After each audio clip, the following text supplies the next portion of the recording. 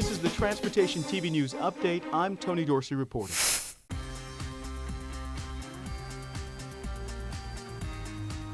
The car we're in has the right-of-way, but as we approach an intersection, the driver of an SUV darts into the roadway right in front of us.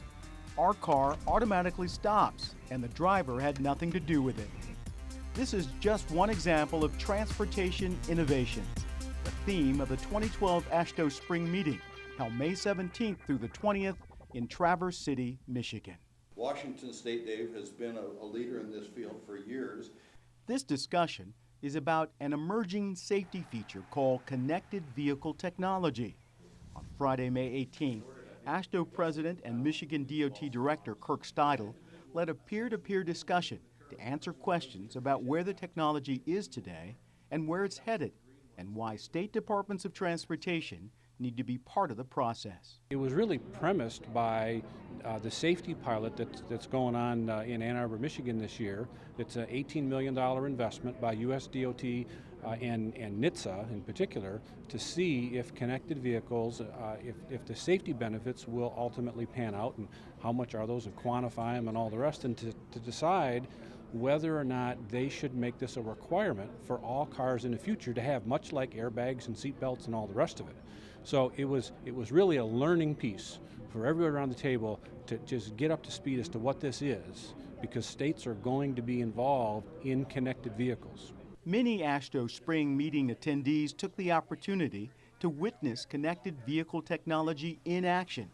We'll take you for a ride too. Watch for our special demonstration video coming soon, right here on Transportation TV. In other news from the spring meeting, the Standing Committee on Highways technical meeting took on some timely and important issues May 18th.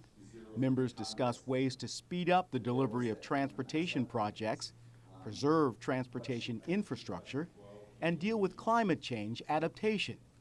They also talked about measuring performance. If you don't measure what you do, how do you know if what you do is good? And I think that Congress and our leaders in Washington are asking those questions right now. And right now we have 50 different measures basically in a lot of different areas that each state has, and we're trying to come up through SCO, through the various subcommittees, and through the other committees through AASHTO to try to come up with some good metrics to be able to make concrete measurements, so to speak, that we can make sure that we can measure that our investments are really sound for the people of the United States.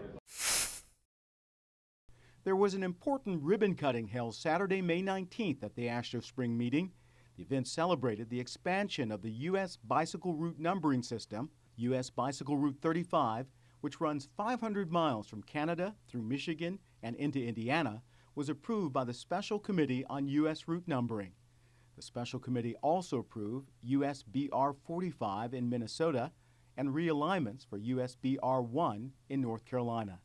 This is the second consecutive year that the committee has approved new national bicycle routes.